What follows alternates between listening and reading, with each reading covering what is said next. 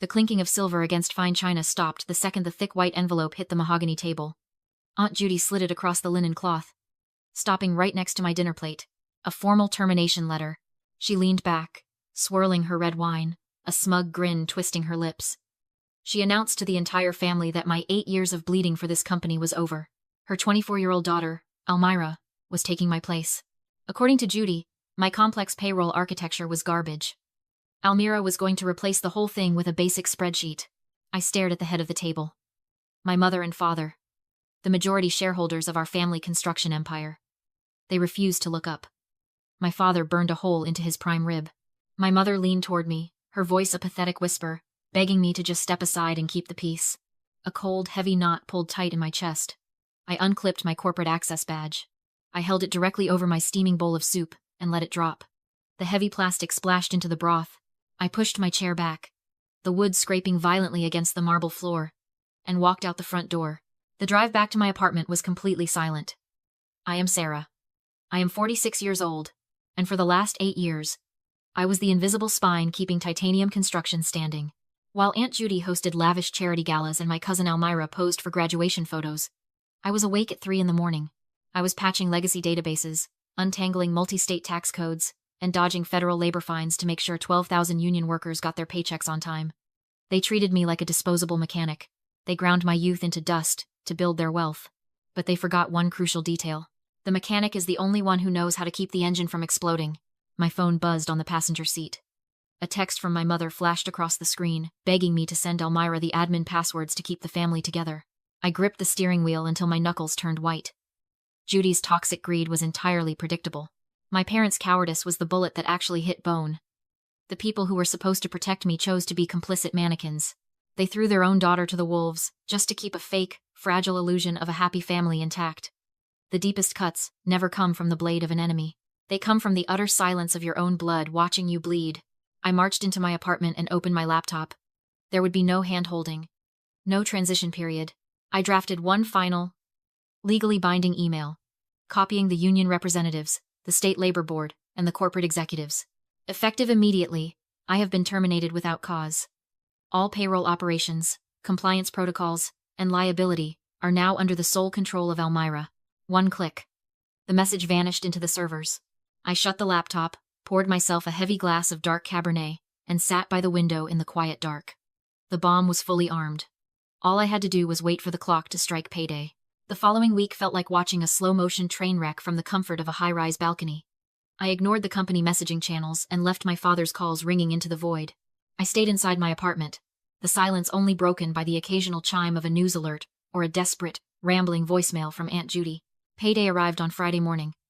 By 10 o'clock, the bomb I had spent 8 years trying to prevent finally detonated. Almira's revolutionary spreadsheet had suffered a total systemic collapse.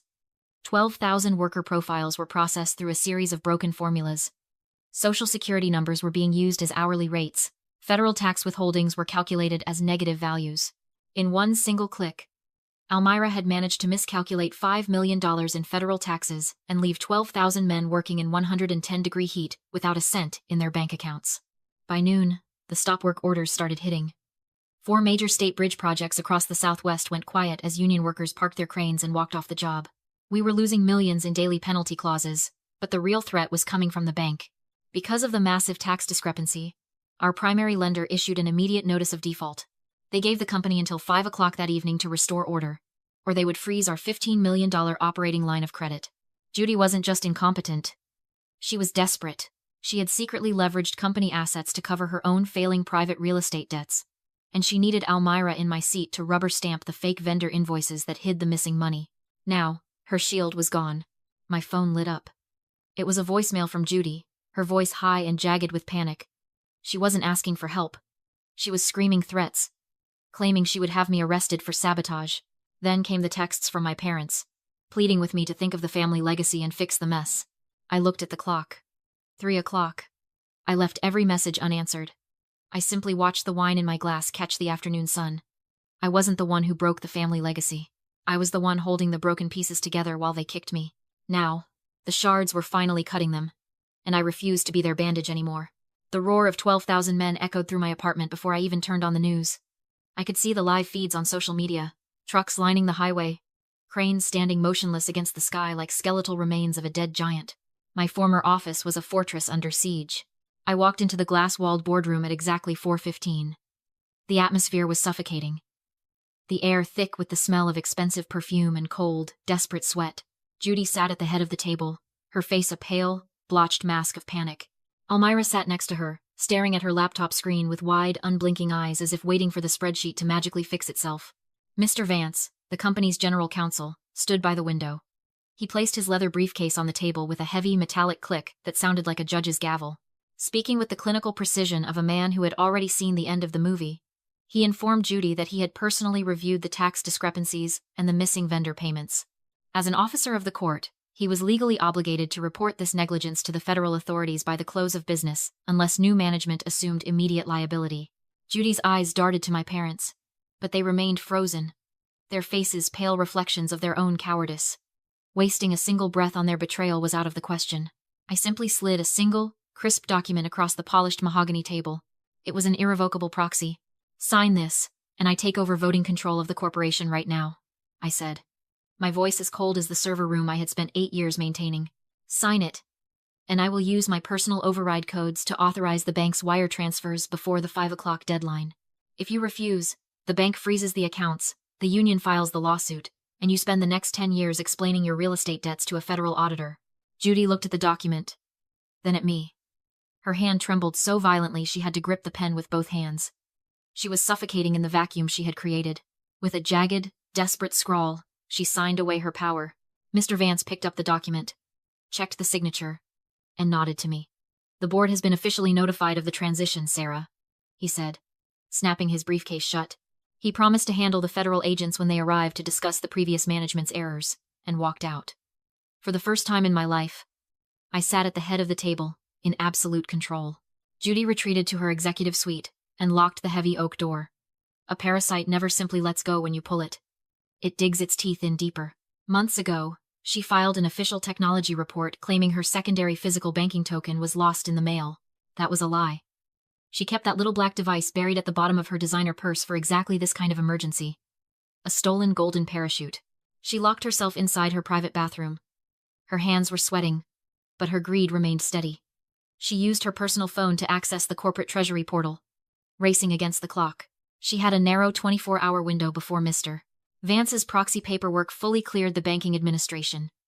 Her final plan was incredibly simple. She was going to wire $2 million to an untraceable offshore shell company, drain the last drops of the family's liquidity, and let the crumbling empire collapse directly onto my head. She typed in the routing numbers. She pressed the button on the token. She hit submit, but she walked blindly into a steel trap. I knew about the missing token the very day she reported it. I never deactivated the device. Instead, I tethered that exact serial number directly to our primary bank's strict fraud protocol, linking it straight to Almira's catastrophic federal tax audit. Sitting alone in the glass boardroom, my laptop screen illuminated the polished table. A bright red security banner flashed across the dashboard. Wire attempt flagged. Capital flight detected. All corporate accounts immediately frozen. Within 60 seconds, the bank's lead compliance officer was ringing my direct line. He confirmed they had already forwarded the suspicious activity report to federal authorities. The trap snapped shut, perfectly severing her escape route. Judy thought she was a financial mastermind executing a brilliant, last-minute heist. She was just a desperate rat grabbing the cheese right before the heavy metal bar came crashing down. 2 federal agents walked through the lobby of Titanium Construction at 3:45 that afternoon. They bypassed the front desk entirely, marched straight to the executive suite, and pushed open the heavy oak door. Judy was escorted out through the glass double doors with her wrists locked in cold steel. Her expensive purse sat abandoned on the bathroom counter. Almira thought her shiny new master's degree made her untouchable. She was entirely wrong. Her digital signature was stamped on every single one of those fraudulent federal tax submissions. The State Labor Board and the Internal Revenue Service tore her credentials apart. She is permanently blacklisted in the financial sector. No corporate firm in the country will ever let her within 10 feet of a payroll system again. Then came the architects of my misery. My parents. They blew up my phone for 3 straight days. They begged me to pay Judy's bail and pleaded with me to protect the family name. I replied with a single legal document, formally severing them both from my emergency trust fund. They chose to sit in silence while Judy tried to steal this empire blind. Now, they can survive on whatever meager pension she forgot to drain. I blocked both of their numbers. I sit alone in the corner office. The protests in the parking lot are over. The heavy mahogany door is closed.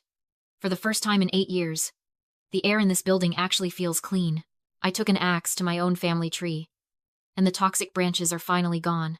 The gavel came down exactly 8 months later. The federal judge possessed zero sympathy for the titanium construction legacy.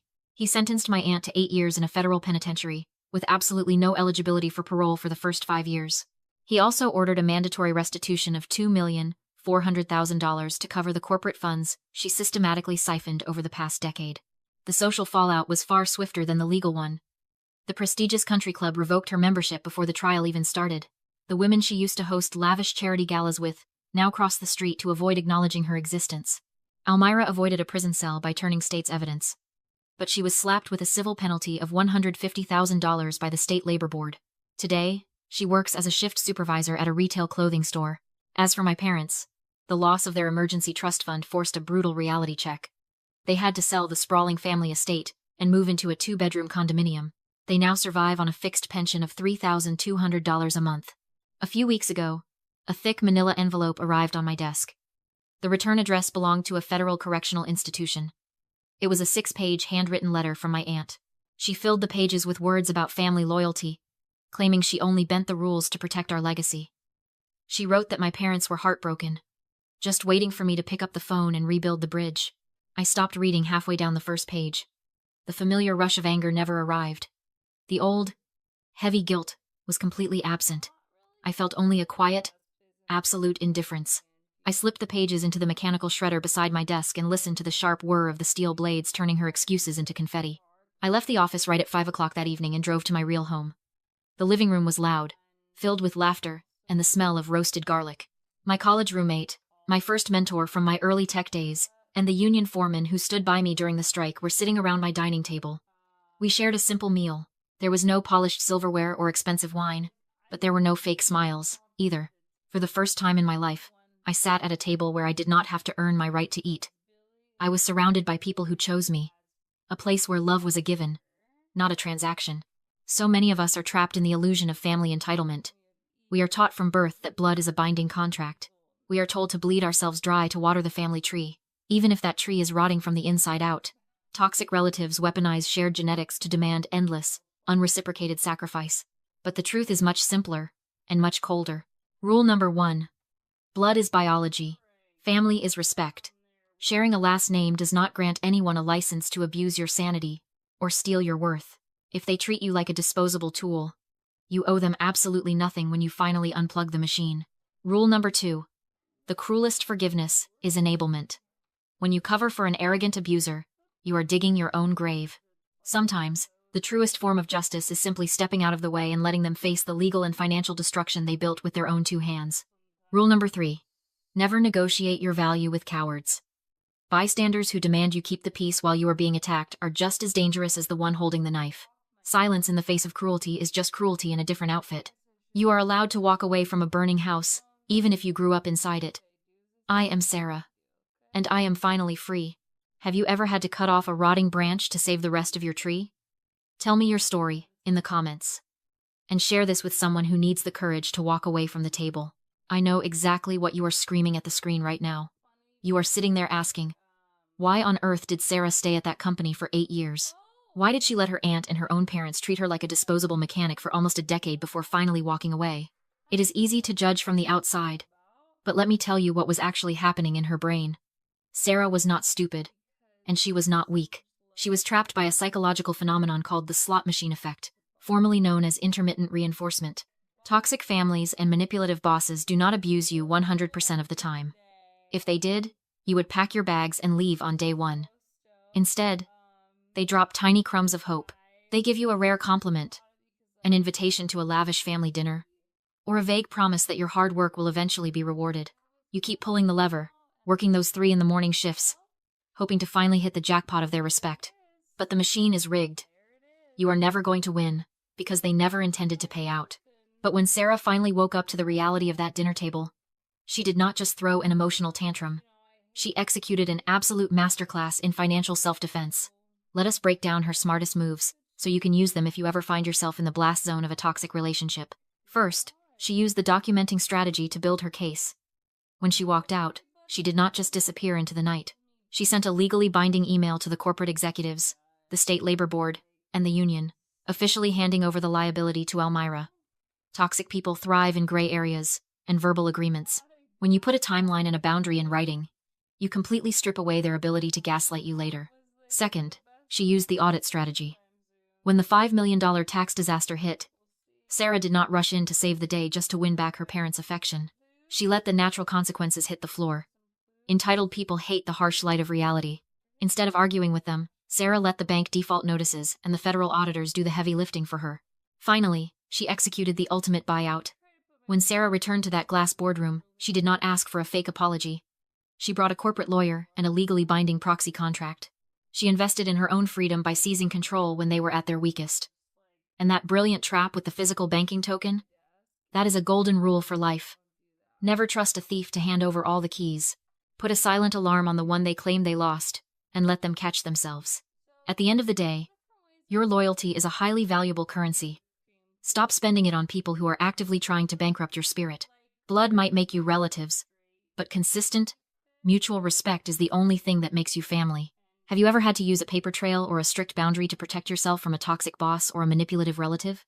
Drop your survival tactics in the comments below to help out someone else who might be going through it right now. Make sure to subscribe for more real-life strategies. And always remember, your peace of mind is your ultimate profit.